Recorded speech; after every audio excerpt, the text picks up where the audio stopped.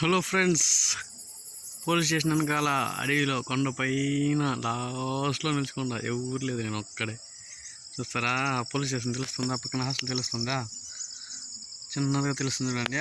గోపురం కూడా తెలుస్తుంది చూడండి. దాని పేరు ఏంది, చిమ్నీ తెలుస్తుందా? అట్లే చూడండి, ఎవరు ఒక్క మనిషి కూడా లేదు, ఒక్క పెట్ట కూడా లేదు. నేను ఒక్కడే. కానీ ఇక